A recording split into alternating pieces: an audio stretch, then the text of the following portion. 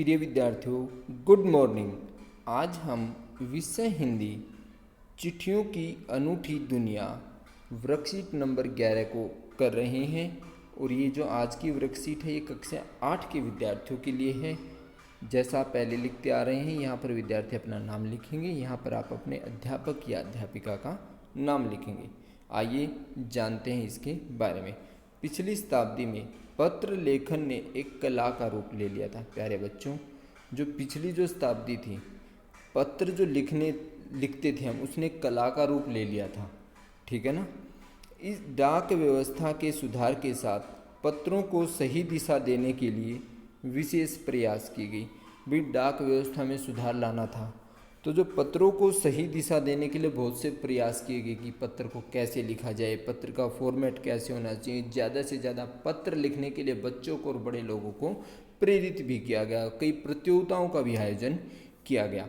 पत्र संस्कृति विकसित करने के लिए, अर्थात पत्रों की संस्कृति को विकसित करने के लिए स्कूली पाठ्यक्रम में पत्र लेखन का विषय भी शामिल किया गया कि कैसे हमें पत्र लिखने हैं। ये बच्चों के पाठ्यक्रम में शामिल की गई ये चीज़ें।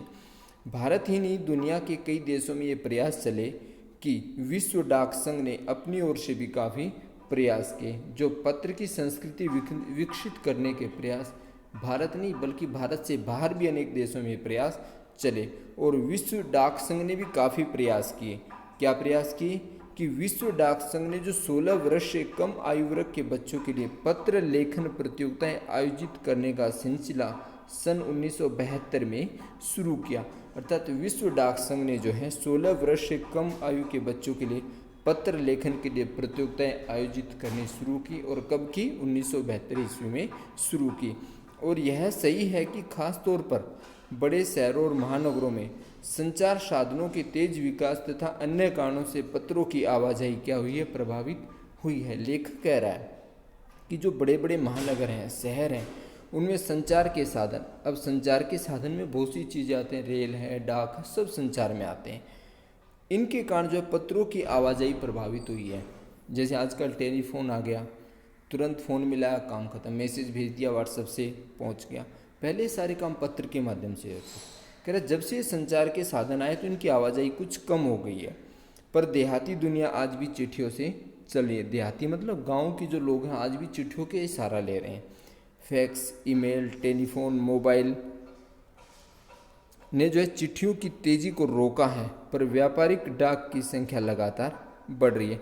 अब लेखक कह रहा है कि जो फैक्स है, ईमेल है, टेलीफोन है, मोबाइल ने, इन्होंने चिट्ठियों को तो रोक दिया है, किंतु जो व्यापारिक डाक हैं, जो व्यापारी लोग जो डाक भेजते हैं, जिनमें उनकी पर्सनल बातें होती हैं, कह रहा वो भी आज जो चिट्ठियों के माध्यम से ही जा रही हैं और उनकी संख्या भी बढ़ रही है। जहाँ तक पत्रों का सवाल है, आप बारीकी से उसकी तह में जाएं। तय मतलब उसके नीचे जा कर के देखें कि आपको कोई ऐसा व्यक्ति नहीं मिलेगा जिसने कभी पत्र न लिखा हो, अर्थात या फिर न लिखाया हो, या पत्रों का बेसब्री से जिसने इंतज़ार न किया हो। या लेखक कह रहा है कि आपको कोई ऐसा व्यक्ति नहीं मिलेगा जिसने न तो कभी पत्र लिखा हो, न किसी से लिखवाया हो, या फिर किसी के पत्र का बेसब्री से इंतज़ार नहीं किया हो। अर्थात हम पत्रों का तो इंतज़ार करते हैं कि मामा से आने वाला है या फिर मित्र से आने वाला है, या किसी न किसी का हम इंतज़ार करते हैं। कह रहा हमारे सैनिक जो हैं वो तो पत्रों का जिस उत्सुकता से इंतज़ार करते हैं उसकी कोई मिसाल ही नहीं। लेखक कह रहा है कि जो हमारे सैनिक लोग हैं वो तो पत्रों का बड़ी उत्सुकता के साथ इंतज़ार करते हैं। एक दौर था जब लोग महीनों पत्रों का इंतज़ार करते थे। दौर मतलब एक समय था, ज़माना था जब लोग पत्रों का महीनों महीनों इंतज़ार करते थे। पर अब वह बात नहीं रही। कह रहा परिवहन के साधनों की विकास ने तो यह दूरी बहुत घटा दी है। जो परिवहन के साधन है, जैसे रेल है, बस है, कार है, स्कूटर, मोटरयान, ये सब, कह रहे कि इन्होंने तो विकास की दूरी बहुत ज़्यादा घटा दी। हवाई जहाज़ है, आज विदेश में जाके तुरंत आ जाते हैं वापस। पहले लोगों के लिए संचार का इकलौता जो साधन था वो चिट्ठी ही थी, और आज कई साधन विकसित हो चुके हैं। कह रहा पहले केवल चिट्ठी ही साधन थी और आज बहुत सी चीज़ें विकसित हो चुकी हैं। अब इसके कुछ शब्दार्थ हैं। शताब्दी अर्थात 100 वर्षों का समूह या फिर 100 वर्ष। प्रयास मतलब कोशिश। संस्कृति, परंपरा, विकसित बढ़ावा, आवाजाही आना जाना, देहाती गांव की या ग्रामीण, ठीक है, देहाती मतलब ग्रामीण या गांव के, तह मतलब होता है गहराई में, मिसाल पेश की, उदाहरण पेश किया, परिवहन मतलब यातायात के साधन, ठीक है। अब हमारा अभ्यास है। अब गद्यांश के आधार पर निम्नलिखित प्रश्नों के उत्तर दीजिए। पत्र संस्कृति विकसित करने के लिए क्या क्या किया गया? तो प्यारे बच्चों, जैसे आपने पढ़ा ना, पत्र संस्कृति विकसित करने के लिए स्कूली पाठ्यक्रमों में पत्र लेखन विषय भी शामिल किया गया। तो यहाँ से यहाँ तक हो जाएगा। अब इसके लिए आपकी वर्कशीट तैयार कर दी है, ये रही। प्यारे बच्चों, यदि आपको वीडियो पसंद आई हो तो आप चैनल को लाइक, सब्सक्राइब और शेयर अवश्य करें और अपने मित्रों तक ये जानकारी जरूर पहुंचाएं। पत्र संस्कृति विकसित करने के लिए क्या किया गया? तो जो पत्र संस्कृति विकसित करने के लिए स्कूली पाठ्यक्रमों में पत्र लेखन का विषय भी शामिल किया गया। प्रश्न नंबर 2 है हमारा, विश्व डाक संघ द्वारा क्या शुरू किया गया और कब? तो विश्व डाक संघ के द्वारा 16 वर्ष से कम आयु वर्ग के बच्चों के लिए लेखन प्रतियोगिताएं शुरू की गई और यह शुरुआत 1972 में हुई। प्रश्न नंबर 3, पत्रों की आवाजाही क्यों प्रभावित हुई? तो प्यारे विद्यार्थियों, बड़े शहरों और महानगरों में संचार के साधनों के तेज विकास के कारण पत्रों की आवाजाही प्रभावित हुई, अर्थात संचार के साधन और परिवहन के साधन या कुछ अन्य भी रीजन रहे होंगे, उनके कारण जो है पत्रों की आवाजाही प्रभावित रही। प्रश्न नंबर 4, सैनिक पत्रों का उत्सुकता से इंतजार क्यों करते हैं?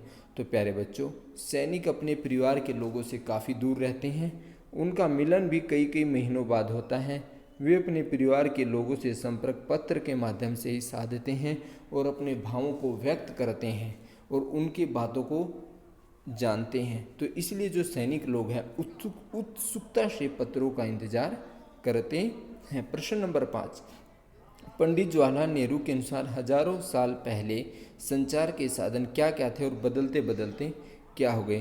तो प्यारे विद्यार्थियों, पंडित जवाहरलाल नेहरू के अनुसार हजारों साल तक संचार का साधन केवल हरकारे या तेज घोड़े रहे हैं और उसके बाद जो है पहिए, रेल और तार से जो है बहुत ज़्यादा बदलाव आए हैं। और अब ये बदलते बदलते किन में चेंज हो गए हैं? टेलीफोन, वायरलेस, रडार के रूप में परिणित अर्थात बदल गए हैं। अर्थात जो काम पत्रों के माध्यम से होता था, आज वही काम टेलीफोन से, वायरलेस से और रडार से होने लग गया है। तो आशा करता हूँ आप इन प्रश्नों को समझ गए होंगे। अब हमारी एक गतिविधि है इसमें कि अपने सैनिक मित्र को उसके जन्म दिवस के उपलक्ष्य पर बधाई देते हुए पत्र लिखिए। तो हमें जैसे सबसे पहले आप पत्र लिख रहे हैं तो आप अपना एड्रेस लिखेंगे। जैसे मैं भी सैनिक हूँ, अपने सैनिक मित्र को ही पत्र लिख रहा हूँ, तो सैनिक छावनी अम्बाला हरियाणा, ये अपना एड्रेस है। जो पत्र लिख रहा है उसका तारीख लिख देंगे। प्रिय मित्र, नाम कोई भी हो सकता है, जो आपके मित्र का नाम है वो आप नाम लिखेंगे। मैंने यहाँ पे सोहन नाम लिख दिया है। सप्रेम नमस्ते। 20 नवंबर 2020 को आपका 25वां जन्म दिवस है, अर्थात 20 नवंबर 2020 को, ठीक है। तारीख कोई भी हो सकती है। आपके जन्म दिवस के ऊपर मैं अपनी हार्दिक शुभकामनाएं भेज रहा हूं। वही अपने मन के भावों को आपके सामने प्रकट कर रहा हूं। मैं आशा करता हूं कि आप परमपिता परमेश्वर की कृपा से कुशल मंगल होंगे। मैं ईश्वर से आपकी दीर्घायु की कामना करता हूं, अर्थात दीर्घायु मतलब आपकी लंबी आयु की कामना करता हूं। आप जीवन पथ पर समस्त सफलताओं के साथ अग्रसर रहें और देश की सेवा करते रहें। सैनिक है तो देश की सेवा करेगा और जीवन पथ पर हमेशा आगे बढ़ता रहेगा। और यह दिन आपके जीवन में मंगलमय खुशियाँ लाए। कौन सा दिन? जन्म दिवस वाला दिन। इन्हीं शुभकामनाओं के साथ आपका अपना मित्र, ये जो मित्र हैं नाम यहाँ कोई भी लिख सकते हैं, मोहन, सोहन, रोहन। यदि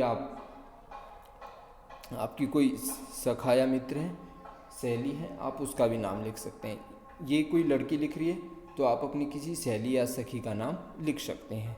तो आशा करता हूँ प्यारे बच्चों आप इसको समझ गए होंगे। आज के लिए इतना ही। धन्यवाद।